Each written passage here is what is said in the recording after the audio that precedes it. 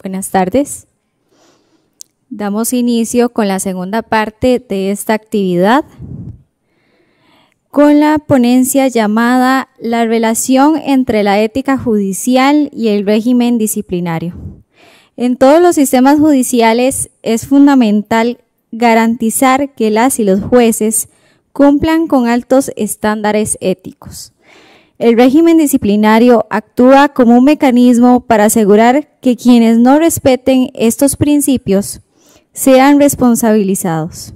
Sin embargo, es importante recordar que la ética judicial no es sancionatoria, más bien busca guiar y promover una conducta ejemplar en las y los jueces, fomentando la reflexión, el autocontrol, el compromiso constante con la justicia y la integridad. Me permito presentar al moderador de esta conferencia, el señor Rafael León Hernández. Él es máster en Psicología del Trabajo y las Organizaciones por la UCR. Estudios de posgrado en Ética Pública, Transparencia y Anticorrupción de la Universidad Nacional del Litoral de Argentina y Psicología Organizacional de la Universidad Católica de Chile. Formación complementaria en Ética y Anticorrupción de la Oficina de Naciones Unidas contra la Droga y el Delito, entre otros. Actualmente es especialista en contenidos de capacitación de la Secretaría de Ética y Valores del Poder Judicial y formador del Sistema Nacional de Ética y Valores. Bienvenido.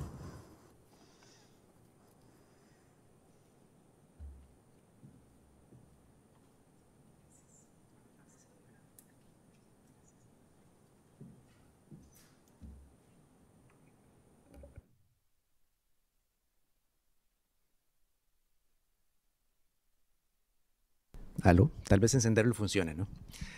Bueno, muy buenas tardes. Por cuestiones de tiempo, como ustedes saben, estábamos un poco retrasados en agenda. Vamos a hacer una combinación, ¿no? La parte de conferencia y la parte de mesa redonda para no dejar ningún tema por fuera, pero también poder reponer un poco este tema del tiempo. Voy a decir primero algunas cosas básicas sobre esta relación entre la ética y el régimen disciplinario antes de invitar a los compañeros que vienen acá a acompañarnos a la mesa.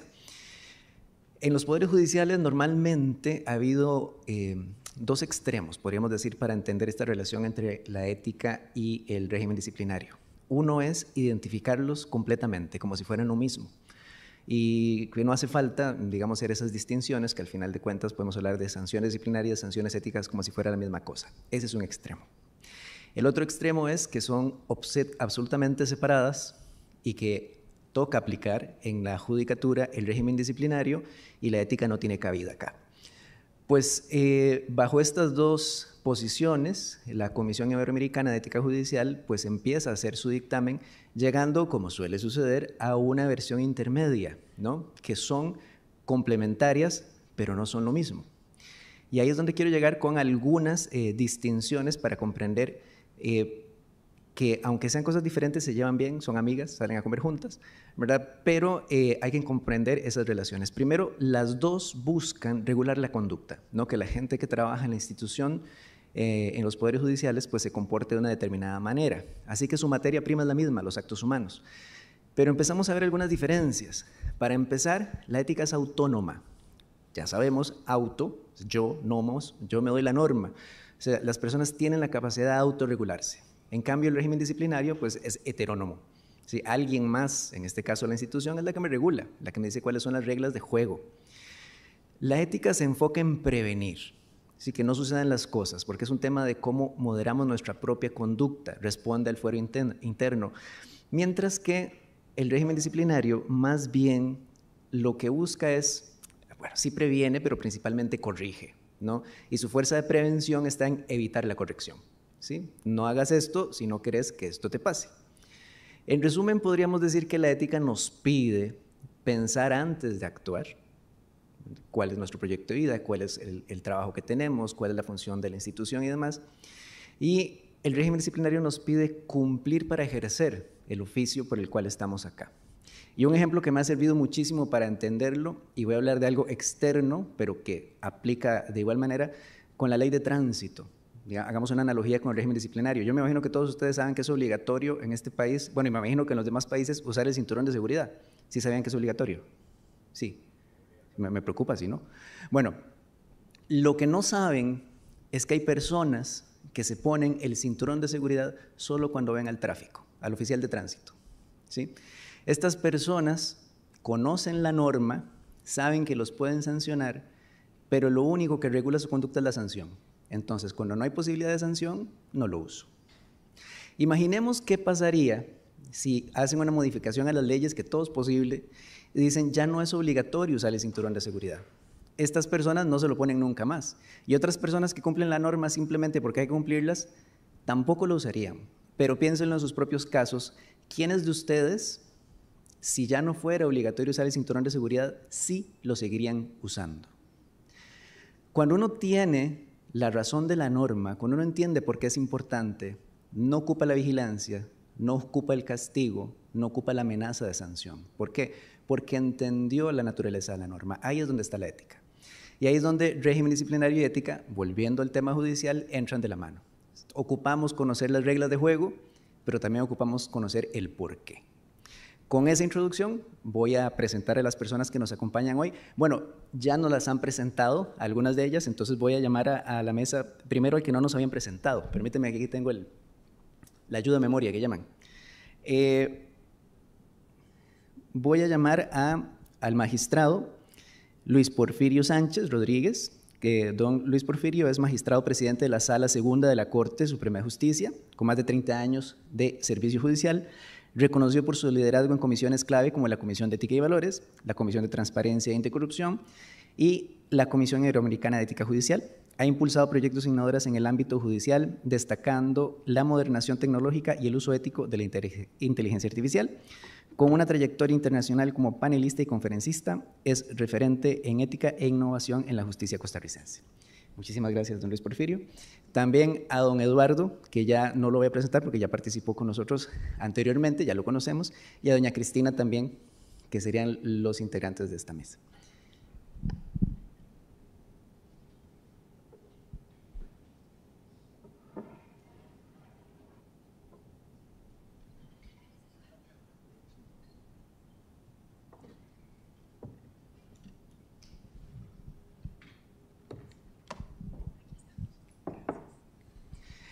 Muy bien, si les parece voy a empezar entonces quizá con don Luis Porfirio, que no nos había acompañado hasta ahora, para hablar de ese tema, básicamente de esta relación de la ética con el régimen disciplinario en el contexto de la CIEC y también de una vez en el contexto costarricense. Don Luis Porfirio, lo escuchamos. Muchas gracias a don Rafael León y gracias a ustedes que nos acompañan y a quienes nos ven por los sistemas virtuales. Realmente uno disfruta estar aquí con los compañeros de la CIEC y principalmente poder compartir algunos conocimientos con servidores y servidoras judiciales, porque de eso se trata. El tema de la ética es compartir, ver cómo podemos autorregularnos. Y es que a mí me ha costado con el tiempo entender que la ética y el régimen disciplinario no deben ir tan juntos. Rafael es el que me ha enseñado desde hace más de 8 años que eso no es así. Tuvimos serias discusiones en el pasado. Cuando yo hablaba, no, Rafael, yo quiero un código de ética con sanciones disciplinarias, y él, mire, eso así no es. Y bueno, para no cansarlos con el cuento, el tema de la autorregulación es fundamental, el tema de la prevención. Nosotros no prevenimos, en Latinoamérica no nos acostumbramos a que debemos prevenir, y nos hemos acostumbrado solo a sancionar. A partir de un cambio realmente importante en la institución, nosotros hicimos un diagnóstico sobre el tema de valores, sobre el tema de anticorrupción, y llegamos a la conclusión de que lo primero que teníamos que hacer era promover un código de ética que se saliera de la parte sancionatoria. Y es que si ustedes ven el código del 2000, a partir de ahí, viene incorporando prácticamente aspectos sancionatorios. Y eso uno lo entiende porque cuando se promulga el Código Iberoamericano de Ética Judicial, yo siento que la Cumbre Iberoamericana no tenía claro qué era o a dónde quería llevar. Habían diferentes sistemas, un sistema meramente disciplinario donde no incorporaba para nada el tema ético, el tema era simplemente disciplinario, un tema mixto donde hacían un tema ético disciplinario, pero no se enfocaba a lo disciplinario, y posteriormente se analiza un tema dual, que es el tratamiento de la ética y el tratamiento de la disciplina por aparte. A partir de que nosotros logramos entender, o que yo logro entender en la comisión un poquito del tema, nosotros comenzamos a desarrollar con el equipo que nosotros tenemos, que es maravilloso, el código de ética, que es un código de ética inspirado en valores, en principios, que no tiene para nada el tema disciplinario, pero también después nosotros nos abocamos a lo que es la fase preventiva, y es que era importante porque a pesar de que, bueno, soy juez de toda una vida, pero por ahí pasé por la inspección judicial y realmente a mí el tema disciplinario, tal vez como juez laboral, no es un tema que me hiciera mucha gracia lo que era la sanción, y por eso fue que en algún momento promovimos un reglamento que es un reglamento de justicia restaurativa para el bienestar del empleado judicial, que era ver de qué forma, en casos donde no había corrupción, en casos donde no era de acoso sexual, donde no eran acosos laborales, pero sí eran faltas disciplinarias, se podía someter al empleado, al servidor judicial, a este procedimiento y de una u otra forma no tuviera esa sanción disciplinaria, y dejar la parte disciplinaria solamente para aquellos casos donde verdaderamente lo ameritaba. Posteriormente también participamos en el reglamento de cumplimiento, donde la intención era ir más allá de las conductas preventivas, de definir, marcar la cancha a las personas que trabajamos en el Poder Judicial para que todos conociéramos qué conductas no debíamos hacer. Recordemos que en el tema disciplinario pues existe una tipicidad que muchas veces se desconoce por parte de las personas servidoras, pues hemos tratado de ir generando una conciencia, una capacitación fuerte en materia de ética con la finalidad de que lo disciplinario fuera lo extraordinario. Ya posteriormente, ya en estos momentos estamos terminando una ley de régimen disciplinario, que a mí me parece que es una ley bastante equilibrada, donde se incorpora ya por medio de una ley ordinaria medidas anticipadas de solución del conflicto, donde la persona puede venir a aceptar o a negociar con el órgano administrativo la posible sanción, o acogerse al régimen, a la justicia restaurativa y disciplinaria, donde en algunos casos incorporamos un plazo de hasta 3 años con la finalidad de que la persona pueda tener un mayor plazo para la solución del conflicto. Y obviamente siempre excluyendo de esa figura lo que es el tema de la corrupción y algunas otras medidas que no pueden someterse a estos casos. Y es que en el caso de la corrupción yo creo que no hay negociación. En el caso de la corrupción nosotros estamos fortaleciendo con otras medidas de tutela judicial, donde el órgano disciplinario le solicita a un juez contencioso o al juez penal el traslado de algunas pruebas que solo por la vía jurisdiccional se pueden recabar. ¿Y esto por qué lo digo? Porque, bueno, hay que entender, hay jurisprudencia del Tribunal Europeo, hay jurisprudencia de la Corte Interamericana de Derechos Humanos, que el despido de un juez es un despido que tiene que estar muy bien sustentado, que siempre tiene que estar en un cumplimiento del debido proceso, debe tener todas las garantías, y nosotros hemos tratado de cumplir con esta jurisprudencia de la Corte Interamericana. Por ejemplo, hay condiciones donde la persona que investiga no puede participar del acto final, y nosotros en régimen disciplinario antes incurríamos en este tipo de debilidades, que todas estas condiciones las estamos tratando de solventar en una nueva ley disciplinaria. Es fundamental que tengamos una ley que marque las pautas, que las personas juzgadoras sepan a qué nos atenemos, pero es que también por la naturaleza misma del Poder Judicial, donde tenemos personas juzgadoras, tenemos personas del Ministerio Público, tenemos personas de la Defensa Pública, tenemos al personal del organismo de investigación judicial, esta normativa tiene que ser una normativa muy garantista al debido proceso, pero muy estricta con el tema de la corrupción. El tema de la corrupción es un tema donde no puede haber negociación. En el tema de la corrupción, Ya hoy se ha reiterado, un poder judicial que no es transparente, un poder judicial que no rinde cuentas, es un poder judicial que se debilita. Y hoy tenemos muchos enemigos fuera del poder judicial con un gran interés en debilitarlo. Y eso uno lo ve a nivel de Iberoamérica, eso es constante, los ataques al poder judicial. Y si nosotros no tenemos un poder judicial fuerte, la democracia nuestra, que es una democracia muy consolidada, se puede ir de un día para otro. En estos temas es fundamental entender que el despido de un juez nunca, o una sanción a un juez nunca puede ir acarreada por una condición de una resolución. Y en esto también nosotros dejamos muy clarificado que el tema del error grave es un error que tiene que haber sido declarado jurisdiccionalmente. Hoy en día un error grave quien lo valora es el órgano administrativo o nosotros como corte actuando como órgano administrativo.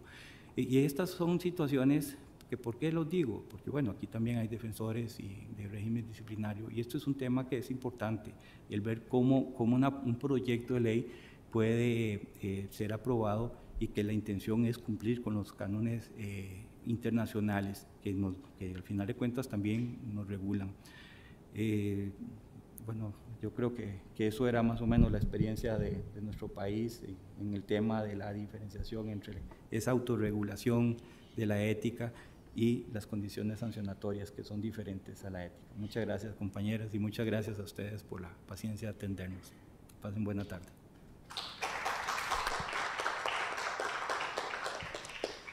Bueno, muchísimas gracias a don Luis Porfirio, que nos ponía la complejidad que tiene el Poder Judicial de Costa Rica, que tiene Judicatura, Ministerio Público, Defensa Pública. ¿Cómo hacemos para articular todos estos órganos distintos?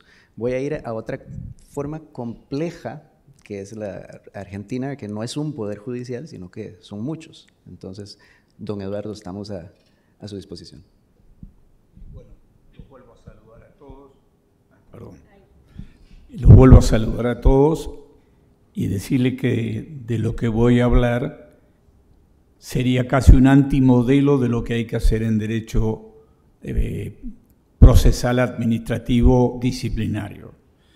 Vengo de un país federal en el cual hay 24 jurisdicciones con 24 constituciones provinciales, 24 códigos de procedimientos, salvo el derecho de fondo, que es nacional, que es el Código Civil, el Código Penal, el Código de Comercio y algún otro más.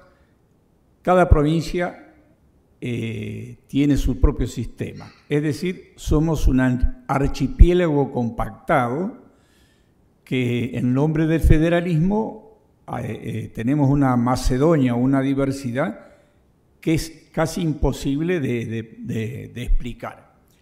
Lo que sí puedo explicar que ha habido una evolución de un sistema, una evolución que no ha terminado, de un sistema inquisitivo en lo disciplinario a un sistema un poco más amigable, si se puede hablar de alguna manera, pero más garantista y con, por supuesto, con garantías que se respetan a veces a regañadientes. ¿Por qué digo esto? Hay distintas interpretaciones de lo que es la superintendencia y el gobierno judicial. No es que esté pensando que algunos sean partidarios de la ley del talión, pero sí ha habido una mentalidad inquisitiva, cerril, que todavía perdura en algunos sistemas. Y bueno, y ahora a partir de que la Constitución argentina en el año 1994, la nueva Constitución, estableció la vigencia de los pactos internacionales de derechos humanos, se está humanizando no solamente el derecho disciplinario, sino el derecho procesal penal y el derecho penal. Es decir, ha tenido que venir las convenciones a suplir lo que nuestro derecho federal de 24 jurisdicciones no había logrado, más allá de que no lo haya logrado del todo. Creo que nuestra Corte Suprema, continuamente está revocando resoluciones de viejo cuño, digo yo, de inquisitivo, por no respetar las garantías de la defensa en juicio, de la amplitud de la prueba y otras garantías del debido proceso. Pero además tenemos un gran problema de cuál es lo que se denominaría la taxatividad o el principio de la legalidad o tipicidad de la conducta. Es decir, parecía que tuviéramos figuras abiertas, que en algunos casos son necesarias, porque si vamos a hablar de desarreglos de conducta, la casuística es tan grande que la legislación disciplinaria no la podría establecer. Pero en otros casos se puede establecer, es decir, cuando a uno lo indagan por un derecho disciplinario, el problema que tiene el inculpado es que le cuesta mucho defenderse de la imputación. La imputación es muy genérica y además con muy poco tiempo para responder esa. Eso nos ha costado que muchas resoluciones de los poderes judiciales sean revocadas por esa falta de garantías. Y otra discusión muy grande, que incluso yo la tengo en mi propio tribunal, es el carácter que tiene el derecho disciplinario judicial.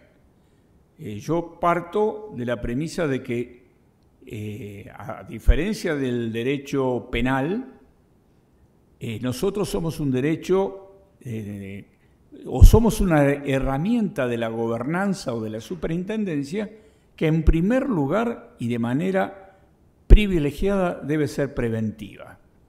Pero en la prevención debe existir lo que algunos que le gustan hablar en latín le llaman el obiter dicte. Yo te prevengo, pero te voy diciendo que en lo sucesivo no hagas más, como le dijeron a María Magdalena, ¿no? Yo te perdono, pero no lo hagas más. Hace poquito he tenido una disidencia, sí, fui el único, que por una demora en el dictado de sentencias se sancionó con una muy fuerte multa a 2 camaristas y yo voté en disidencia diciendo que no podía ser por una sencilla razón. Tomamos al azar a 2 jueces demorados. No fue un sistema de generalidad, bueno, no, porque alguien se enteró de una manera bastante rara de que había demora, le iniciamos un sumario y lo sancionamos con una multa. ¿Cuál es lo que pasa después? Cuando cae una sanción así, se calma la ansiedad sancionatoria, pero se genera un problema bastante grave después de armonía entre los órganos judiciales. Por eso creo que en el derecho disciplinario, en mi opinión, la sanción debería ser la última ratio. Y además deberíamos distinguir qué tipo de sanciones y qué tipo de personas también son las que incumplen alguna situación. Porque hay situaciones que son accidentales y otras no. Hemos tenido jueces manejando en estado de ebriedad de manera preordenada, digamos, no es que pobre, se cayeron dentro de una lata de alcohol y se emborracharon, sino que por un hobby a los alcoholes, no es lo mismo que alguien por el strepito fori, ¿no? No es lo mismo que alguien que haya tenido algún inconveniente en su trabajo, no haya podido cumplir en tiempo y forma, y entonces sí.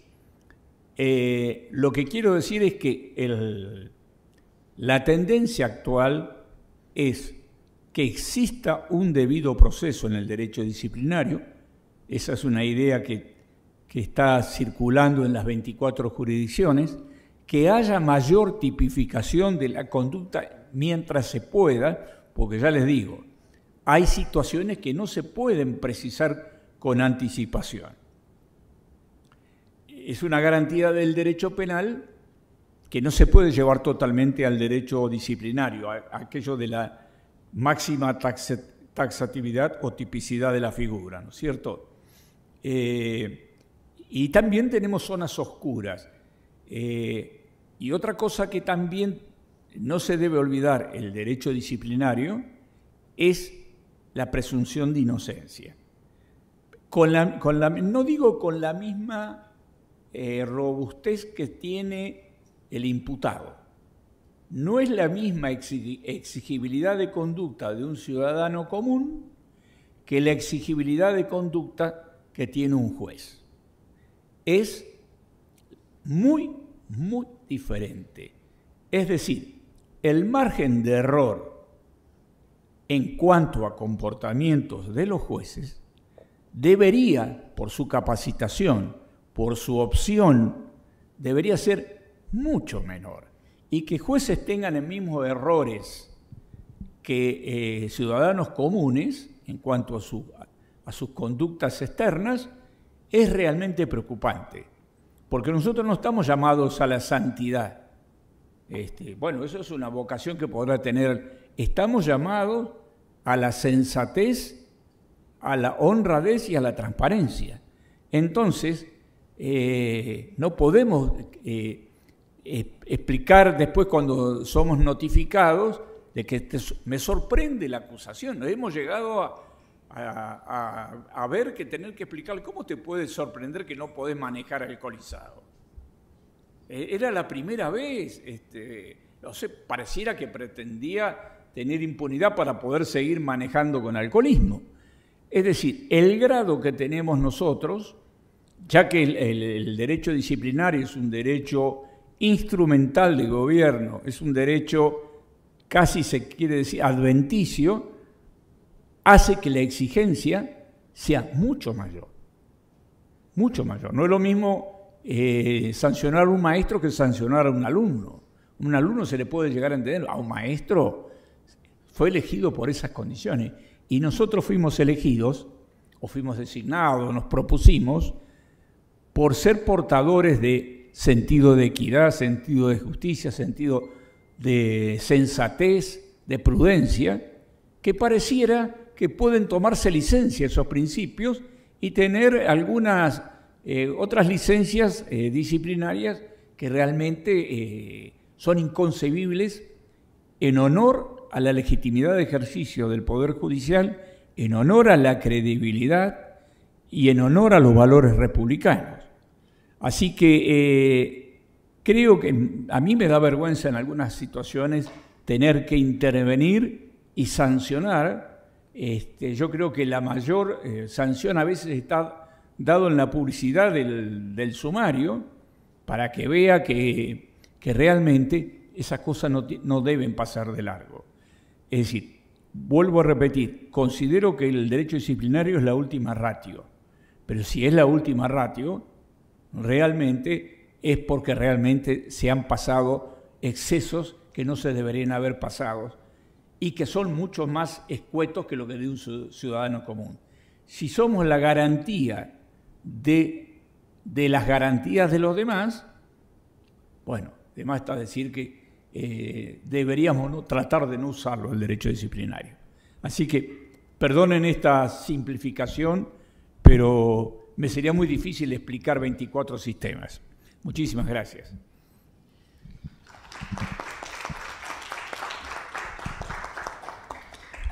Muy agradecidos con Eduardo. Y bueno, si ya era complicado hablar de 24 poderes judiciales, ahora a uno de ese le interesan todos, básicamente. Entonces, por eso dejamos a Cristina al final. Adelante. Muchas gracias. Bueno, buenas tardes. ¿Qué tal? ¿Siguen con nosotros? Aunque sea después del almuerzo. Qué bueno, me alegro mucho. Bueno, también en aras del tiempo voy a ser un poquito breve, pero les voy a comentar qué es esto o cómo se relaciona esta idea del régimen disciplinario con la ética y la integridad judicial y el papel de nuestra oficina, entre medias. Bueno, nuestra oficina es la oficina guardiana de la Convención de las Naciones Unidas contra la Corrupción. ¿Y qué tiene en particular esta convención? Que tiene un artículo, que es el artículo 11, que hace referencia a los poderes judiciales y ministerios públicos. Este es muy interesante porque fíjense todas las diferentes funciones que tienen los jueces y los ministerios públicos, los fiscales, para luchar y combatir contra la corrupción, pero sin embargo este artículo está en el capítulo 2, que es de medidas preventivas. Y lo que nos habla es no solamente de la importancia que tiene para combatir la corrupción en el Poder Judicial, sino la importancia de que dentro del Poder Judicial exista una integridad y una rendición de cuentas. Este artículo también me resulta muy interesante, porque fíjense, en una convención de corrupción menciona una vez integridad, pero menciona 2 veces la palabra independencia. Por lo cual creo que esto es fundamental tenerlo en cuenta cuando hablamos de regímenes disciplinarios, que siempre se respete y se tenga en cuenta la independencia del Poder Judicial en un sistema de balances, en un sistema de equilibrio entre los diferentes poderes del Estado. En relación con esto, también creo que es muy importante, que lo estaban comentando los doctores, la diferencia entre ética y disciplina. Muchas veces, bueno, cuando hablamos de disciplina hablamos de este carácter punitivo y se nos olvida a veces la ética. La ética, como herramienta preventiva, es fundamental. Todas aquellas medidas, cuando nosotros trabajamos como oficina en cuestiones de lucha contra la corrupción, el dinero mejor destinado, da igual el ámbito que sea, es aquel usado en prevención. En relación con esto, ¿por qué menciono la diferencia entre ética y disciplina? Porque la ética no son solamente aquellos límites que no se pueden pasar, sino yo también, cuando trabajamos con jueces, me gusta señalar cómo la ética puede ser un aliado positivo, una herramienta para los propios jueces y para los poderes judiciales en su conjunto. ¿Por qué? Para el propio juez o jueza, para entender, para tener un marco, para saber cómo, en base, por ejemplo, a un código de ética, cómo comportarse y responder ante determinados desafíos y determinadas situaciones. En relación con el ciudadano, también para saber qué se debe esperar de un juez. ¿Por qué? Porque, como señalaba Eduardo, el doctor Eduardo, el juez no solamente se está representando a sí mismo, también representa a la institución a la que sirve. Y, por lo tanto, sus actos, conductas y comportamiento también están representando a el sistema judicial y cómo el ciudadano puede percibir que luego se va a llevar a cabo la justicia. Por eso el umbral, el alcance, el marco de aquello que es exigible para un juez es superior al de un ciudadano común. La responsabilidad en cuanto a su conducta y su comportamiento. Y esto no solamente es en el ámbito del régimen disciplinario, es decir, aquello que está mal legalmente, sino también entra en cuestiones que implican muchos grises, que es el ámbito moral, aquello que esperablemente debería o cómo se debería comportar un juez teniendo en cuenta el cargo que tiene con respecto al sistema judicial. Con respecto a la corrupción, cuando hablamos de corrupción, la corrupción trae pérdidas sociales, económicas, pero con respecto al sistema judicial, y cuando hablo de corrupción hablo también del ámbito ético, trae una pérdida que me parece que es fundamental, y es la pérdida de legitimidad y credibilidad en las instituciones. ¿Por qué? Porque cuesta mucho tiempo ganarla y cuesta un caso de corrupción con un titular grandote en los medios de comunicación para perderla. Porque muchas veces se entiende que porque había una manzana podrida en el saco, todo el saco es de manzanas podridas. Y por lo tanto es tan importante trabajar en cuestiones de prevención y de ética. ¿Cuál sería el marco que nosotros también trabajamos desde nuestra oficina cuando hablamos de ética y de integridad? Los principios de Bangalore sobre la conducta judicial. Espero que sean conocidos para muchos de ustedes. ¿Sí? Perfecto. Bueno, estas son unas directrices que fueron aprobadas en el año 2002 y que tienen además un comentario del año 2007. Son unos principios universalmente reconocidos sobre conducta, comportamiento ético de los jueces. Y les voy a decir una cosa que me parece muy interesante, aparte de que sean avalados por el ECOSOC y también por la Comisión de Derechos Humanos de la ONU, que es el primer documento redactado por participantes no gubernamentales aprobado en el seno de las Naciones Unidas. Es decir, estos principios de Bangalore fueron redactados por jueces y poderes judiciales de diferentes partes del mundo, entendiendo los desafíos éticos y de integridad que suponían para ellos cada día en su labor judicial. Y si se fijan, hay una cosa que me parece muy interesante, no sé si han tenido la oportunidad de tener el documento en sus manos, si no está totalmente a su disposición a nivel virtual. Antes de llegar a los principios, hay una serie de hojas en las cuales se incluyen todas aquellas jurisprudencias y documentos que se utilizaron para crear y redactar ese marco común que son los principios de Bangalore. Y en ellos hay normativa de muchos diferentes países del mundo. Estamos hablando de países que a lo mejor tienen la Sharia, ley islámica, estamos hablando de países del sistema common law anglosajón y países del sistema civil law. Y al final, todos esos poderes judiciales y jueces del mundo acordaron esa serie de principios. Es decir, vemos como al final la ética y la integridad, si bien tiene particularidades en función del lugar, hay un núcleo común para aquellos jueces y para aquellos servidores judiciales con independencia del lugar en el que estén. Bueno, los principios son independencia, imparcialidad, integridad, corrección, equidad y diligencia. Esos son los que están en los principios de Bangalore. Y sobre ellos hay algunas cuestiones que me gustaría mencionar. En relación con la ética y la integridad judicial, sin llegar a lo que es el régimen disciplinario. Como habíamos dicho, los estándares morales que se espera de un juez o de una jueza son más altos que el resto del ciudadano común. Otra cuestión. Ese impacto de la integridad judicial no es solamente en la Corte, es también en el ámbito privado, en el ámbito personal, en el ámbito de fuera de la Corte de un juez. ¿Por qué? Imagínense un juez que está en la calle, en una fiesta, en su ámbito personal y privado, y hace una broma contra cierto colectivo.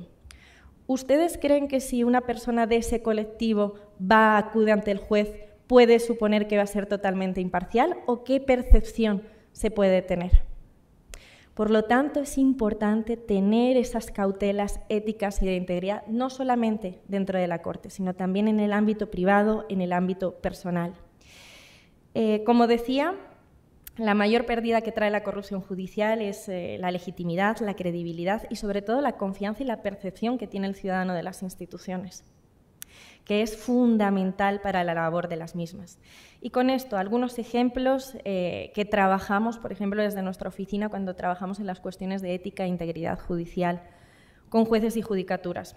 Cuestiones de bromas, comentarios sobre apodos, comportamientos y conductas en relación con, por ejemplo, el género, conflictos de intereses personales, económicos, familiares, las relaciones con los medios de comunicación.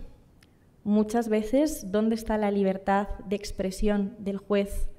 Su labor de comunicar también a los medios de comunicación y cuándo puede entrar en una cuestión ética de algo que no debería estar haciendo. También me gustaría señalar una de las temáticas que está empezando a entrar, dos de las temáticas, una por el momento del año en el que nos encontramos y una por el momento del tiempo en el que nos encontramos. La recepción de regalos, la recepción de las cestas de Navidad. En muchos poderes judiciales se reciben. ¿Qué percepción puede tener el ciudadano si a lo mejor el juez en su despacho recibe todos los años una cesta de Navidad grandiosa de, no sé, una compañía o una empresa? Si, por ejemplo, esa compañía o esa empresa en algún momento tiene que acudir a juicio y es una de las partes, ¿qué percepción puede dar al ciudadano? Y otra que mencionaba por la cuestión del tiempo, el momento en el que estamos, el uso de las redes sociales. Las implicaciones éticas que puede tener el uso de las redes sociales por los jueces. Por ejemplo, nosotros trabajamos mucho estas cuestiones. Un amigo en las redes sociales no es lo mismo el concepto que se tiene de una amistad en un formato físico, ¿verdad? ¿Qué ocurre, por ejemplo, cuando un juez y un fiscal o un juez y una parte de un caso son amigos, pongamos en Facebook? ¿Qué percepción de imparcialidad puede tener eso a una persona externa? Si, por ejemplo, un juez en su tiempo libre, en su cuenta personal de Instagram, comenta sobre un caso mediático, ¿qué percepción puede tener un ciudadano de su imparcialidad, su integridad, su independencia con respecto a ese caso? Y no nos olvidemos que lo que ocurre con las redes sociales, que es actualmente donde están ocurriendo muchos espacios de faltas éticas en todo el mundo y también en la región, es que una vez que está publicado para siempre. Aunque se borre, queda siempre. Y no se puede controlar a dónde llega esa información, dónde se expande esa información o cómo se va a utilizar esa información. Por eso a mí siempre me gusta mucho insistir que el uso de las redes sociales por parte de los jueces no está ni bien ni mal, sino que hay que entender que estos valores y estos principios éticos y cautelas éticas también hay que llevarlos a este mundo virtual. Bueno, y nosotros al final lo que intentamos hacer desde nuestra oficina es sensibilizar, concienciar y capacitar en estas cuestiones desde un punto de vista positivo y preventivo para no llegar al ámbito del régimen disciplinario, porque creemos que a través de esta concienciación en el ámbito preventivo, en el ámbito del fortalecimiento de la ética judicial, a través de la Red Mundial de Integridad Judicial y otras alianzas que tenemos en la región, creemos que es el mejor motor para evitar estos riesgos de que lleguemos al régimen disciplinario, los riesgos de la corrupción y sobre todo fortalecer la credibilidad que tengan las instituciones, los jueces y el sistema judicial ante los usuarios del sistema de justicia. Y creo que por el momento aquí lo dejaría por cuestiones de tiempo. Muchísimas gracias. Les tiro un poco de las orejas. Aló. Muchísimas gracias a Cristina. Cristina mencionó hace un momento el tema de la manzana podrida, ¿no? Que tenemos esa imagen, y quiero aprovecharlo para una analogía, para una especie de cierre. Pero no hablar de manzanas, voy a hablar de dientes. ¿Han tenido caries alguna vez? Uno podría hablar de la carie como la corrupción, y uno podría esperarse a que ya no hay nada que hacer. Cuando llegas a donde el odontólogo y dice hay que sacar el diente, hay que ver qué ponemos ahí, eso es como el régimen disciplinario, ¿no? Cuando ya la corrupción llegó, hay que actuar sobre el daño que está hecho, que podemos reparar. Pero podemos hacer algo antes, podemos controlar, podemos ir cada 6 meses al dentista, podemos el primer síntoma ir a revisar, que esos son los controles que ponemos, control interno que se maneja, control de asistencia, las cámaras, todo eso. Pero podemos hacer algo más también, podemos prevenir, y ahí es donde está la parte ética, ¿no? Podemos lavarnos los dientes, por ejemplo. ¿Y por qué nos cepillamos los dientes? No es solo por el temor de la carie, sino porque hay un proceso educativo, porque hay un hábito que forjamos. Entonces vemos que los diferentes momentos, el antes, el durante y el después, están ahí. Pero también, como nos decía Cristina, y creo que es el común acuerdo, que vale siempre mejor prevenir que llegar a la sanción. O sea, siempre preferimos, antes que detectar 1000 casos de corrupción, que nadie caiga en ella. Así que muchísimas gracias a todos los compañeros del panel y estamos para servirles.